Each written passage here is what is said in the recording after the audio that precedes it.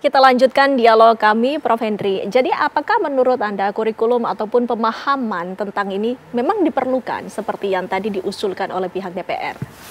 Saya pikir kalau pemahaman itu mungkin justru yang perlu kita tanamkan kepada anak-anak kita ya, bukan pada petugas. Bukan ya. pada petugas. Kalau pada petugas diperlukan ya silahkan ya, tapi saya lebih cenderung untuk bagaimana caranya supaya tidak ada lagi penyalahguna. Ya kalau kita untuk menutup supaya tidak masuk itu ternyatanya kita gagal tusuk. Mencegah masuk secara gelap ternyata masuk dari pelabuhan laut khususnya banyak. Kemudian mencegah peredaran gelap ternyata kita gagal lagi, ternyata beredar sampai ke tangan anak-anak. Nah sekarang bagaimana caranya supaya tidak sampai ke tangan mereka? Kalaupun ada orang memaksa sekalipun untuk mereka menggunakan, mereka menolak. Ini yang perlu. Kalau kita berhasil membuat mereka menolak ya, mau diedarkan secara gelap, kemudian dibagikan secara gratis, sudah nggak ada persoalan. Itu satu ya. Kemudian yang kedua terkait dengan over capacity tadi disebut, dan itu selalu jawaban yang klasik over capacity ya. Memang kenyataannya begitu. Nah sekarang kita cari penyebab. Apakah sebegitu banyak penjahat di Indonesia? Dari hasil penelitian ya ternyata hampir 80% dari penghuni setiap rutan dan lapas itu kasus narkotik. Dari kasus narkotik hampir 80%-nya itu pengguna. Selebihnya 20% itu baru pengedar. Nah, kenapa jadi pengguna sebegitu banyak? Sebetulnya bisa jalan keluarnya. Jangan mencari kasus 1 ekstasi, 2 ekstasi ke pengadilan ya, divonis ya. Karena mencari prestasi. Kadang-kadang mungkin ini masalahnya mungkin dari institusi kepolisian sendiri. Tingkat keberhasilan seorang kasatwil diukur dari keberhasilan pengungkapan. Loh, nanti karena mengejar pengungkapan, ganja 2 linting jadi kasus. Masuk juga ke sana akhirnya, kan gitu. Kembali ke masalah Ahmad-Zoni. Kalau saja Ahmad-Zoni itu melapor, minta direhab, dia nggak akan sengsara ini. Begitu juga yang lain-lain. Bagi kalian yang belum terlanjur, lapor ke BNN supaya direhab. Kalian tidak akan sampai menjadi pengedar, apalagi masuk dikirim ke Nusa Kambangan itu aja. Iya, Prof. Hamid boleh ditanggapi. Saya sangat setuju ya, iya, bahwa pengguna apalagi pemula atau ke pengguna yang kedapatan sekian volume tertentu jangan masukkan. Betul, betul. Kirim ke lembaga rehabilitasi. Saya tahu dan banyak kisah sukses tentang itu. Sejumlah anak teman-teman saya itu dikirim dari Makassar ke pusat rehabilitasi, keluar bagus. Bahkan ada menjadi orang sudah. Iya. Saya masih ingat dulu saya sering jenguk di Jakarta Selatan itu. Nah, poin yang ingin saya katakan, jangan lagi anak-anak yang pemula atau kayak membawa barang tertentu dengan volume sedikit itu masuk due process of law. Itu masuk di dalam ya bukan lagi pengguna, dia jadi pengedar, Pak.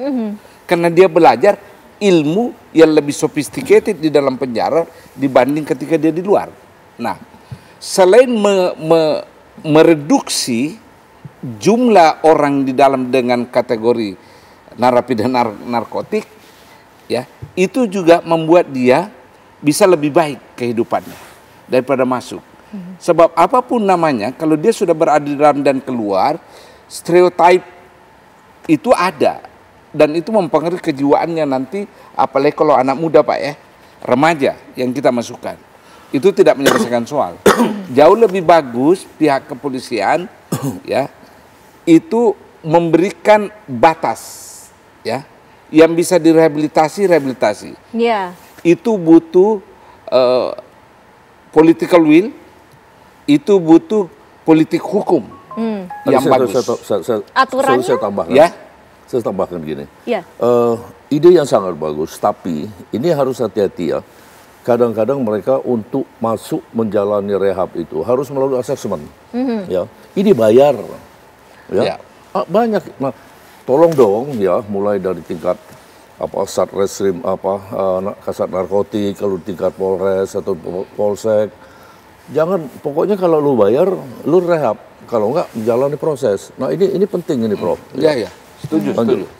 Baik. Baik. Saya setuju. Kita tanyakan kepada Pak Hamid Nur. Pak Hamid Nur, boleh ditanggapi bagaimana tanggapannya tentang adanya rehabilitasi yang ternyata memerlukan biaya yang tak sedikit. Dan ini juga merupakan salah satu solusi sebenarnya yang terbaik. Pak Hamid Nur. Halo. Ya, silakan. Suaranya kecil banget. Pak Hamid Nur. Udah nggak usah, Pak. Halo, Mbak. Halo. Ya, Pak Hamid Nur, sudah Suaranya bisa kecil, Pak. mendengar kami?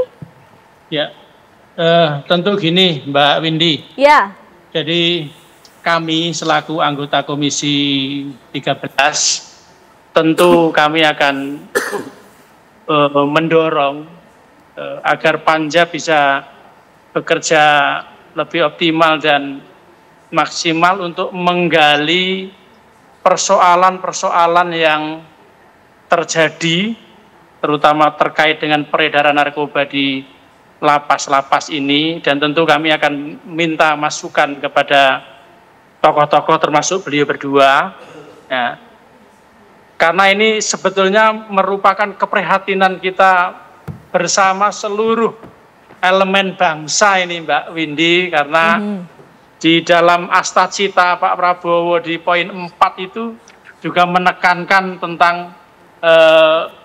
peningkatan atau perbaikan kualitas sumber daya manusia kita untuk menyongsong kemajuan bangsa ini ke depan. Kalau SDM kita runtuh karena narkoba ini, harapan kita akan berat ke depan. Karena itu mari kita kolaborasi seluruh elemen bangsa, termasuk Pansus ini juga merupakan ikhtiar kita, teman-teman anggota Komisi 13 dari berbagai elemen dan seluruh fraksi untuk betul-betul bekerja lebih optimal dan maksimal untuk mengurai persoalan-persoalan peredaran narkoba di lapas-lapas ini, Mbak Windy. Itu Mbak Windy. Baik. Terima kasih. Kemudian terkait dengan anggaran, nah tentu setiap langkah upaya untuk perbaikan ini membutuhkan support anggaran, apalagi tadi Prof. Hamid Awaludin menyampaikan bahwa butuh high teknologi untuk mensupport petugas-petugas yang jumlahnya terbatas sementara warga binaan semakin banyak. Ini tentu membutuhkan anggaran. Tentu untuk kebaikan bangsa ke depan kami akan dorong, kami akan upayakan agar anggaran dipersiapkan juga. Kita akan bekerja sama dan kolaborasi dengan eksekutif untuk menyiapkan hal-hal tersebut. Gitu Mbak Windy. Baik.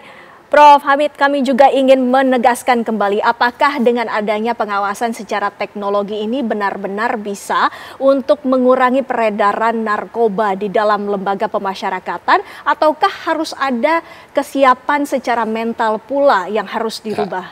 Tidak ada jaminan, tapi ada harapan. Ya. Dua hal yang berbeda. Ya. Tetap kembali masalah integritas petugas memang. Tapi kalau kita menggunakan atau mengaplikasikan teknologi pengawasan, itu bisa juga menjadi pengawas bagi petugas. Saya kasih contoh yang real. Ya, kalau di sebuah sudut, ya terjadi transaksi antara narapidana dan dengan petugas, ya katakanlah dua-duanya kan tidak punya integritas. Tapi kalau ada pengawasan, mungkin petugas ada kamera yang menyorot. Mungkin petugasnya ya itu tidak menerima sogokan pada saat itu, bukan karena keimanan yang kuat, tapi takut pada teknologinya, karena takut ketahuan. It's okay, itu urusan dia dengan Tuhan. Poin yang ingin saya katakan, kalau ada teknologi canggih untuk mengawasi, itu bisa minimal menggentarkan orang untuk tidak berlaku macam-macam.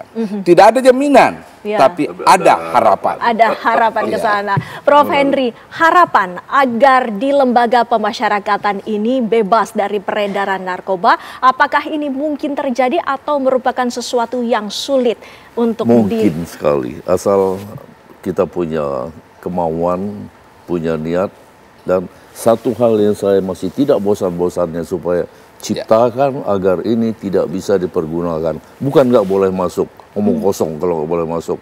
Nyatanya masuk, satu orang bisa punya 5 HP kok. Katakanlah nggak punya HP, bisa nyewa lu di dalam. Ya. Tapi kalau yang punya dari pegawai mau disewakan nggak bisa juga karena nggak bisa dipakai. Iya. Maka jadikan blank spot area atau blind spot area. Ini benar. Kalau 20 tahun yang lalu itu teknologi kita masih terbatas. Iya. Sehingga kalau coveragenya itu tidak bisa diatur. Sekarang di rumah kita mau pakai internet, kamar pun kan bisa kita batasi. Oh, kamar ini tidak usah ada. Padahal satu jaringannya. Jadi bisa memang. Bisa. Ya, tidak perlu kekhawatiran masyarakat sekitar kena dampak. Teknologi sudah canggih sekarang. Baik, kita tanyakan lagi kepada Pak Hamid sebagai closing statement, apakah masih tetap sepakat untuk pembentukan panja ataukah ada solusi lainnya dalam bentuk pengawasan di dalam lembaga pemasyarakatan? Silakan Pak Hamid Nur.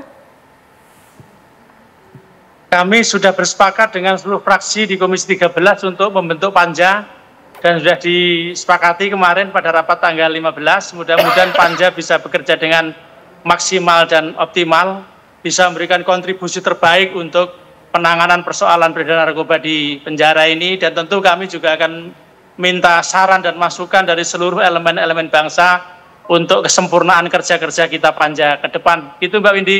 Baik, Pak Hamid Nur, terima kasih. Prof. Henry, terima kasih. Prof. Hamid, terima kasih. Waktunya tentunya harapan kita sama-sama. Satu, kita ingin supaya peredaran narkoba tidak hanya di dalam lapas, tapi di tanah air ini bisa dientaskan. Kita langsung akan menghadirkan sejumlah kabar lainnya selepas jeda pariwara berikut ini. Pemirsa, tetaplah bersama kami di Apa Kabar Indonesia Malam.